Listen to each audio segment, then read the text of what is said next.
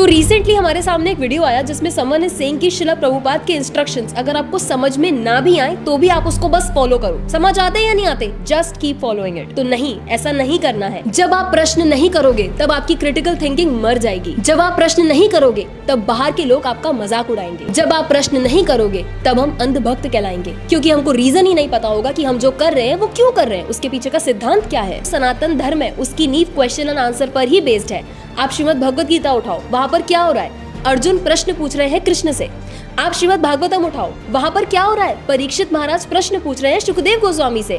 तो जो हमारा सारा का सारा सनातन धर्म है वो क्वेश्चन आंसर पर ही बेस्ड है। अगर हम वही खत्म कर देंगे, क्वेश्चंस पूछना ही बंद कर देंगे, तो क्या रह जाएगा? फिर हमारे धर्म में और जो बाकी दुनिया में धर्म प्रचलित है उनमें क्या फर्क रह जाएगा? वहाँ पर भी तो यही होता है कि जो भी है बस आंख बंद करके फॉलो करो। हमें फैनाटिक नहीं बनना है और फैनाटिक लोगों से दूर रहना है। अगर हमारे आचार्य गण के द्वारा कोई वाणी आ रही है जिसका हमको समझ में नहीं आ रहा है, हमें समझ में नहीं आ रहा उसका क्या सामंजस्य है, क्या रिकंसिलिएशन है, तो ऐसे केस में हमको जाना है अपने सीनियर डिवोटीज के पास, जो कि हमको सारा का सारा समझाएंगे तत्व की ऐसा है, ऐसा क्यों बोला गया है, देश काल पात्र के हिसाब से बोला गया है या सिद्धांत अनुसार बोला गया, सब कुछ हमें क्लियर करेंगे। लेकिन एक बात का ध्यान रहे, हमें सारे के सारे प्रश्न बहुत ही सबमिसिवली, बहुत ही रिस्पेक्टफुली पूछने हैं, क्योंकि भगवद गीता में भी क्या बोला गया है? तद विधि प्रणिपातेन परिप्रश्नेन सेवया। हमें अपने फेथ को ब्लाइंड नहीं होने देना है, बल्कि हमको उसको फर्म बनाना है। और फर्म कैसे होगा? जब हम प्रश्न पूछना बंद नहीं करेंगे, हम प्रश्न पूछेंगे, अपना सिद्धांत, अपना तत्व को स्ट्रॉन्ग करेंगे, तभी हमारा फेथ ब्लाइंड नहीं फर्म कहलाएगा।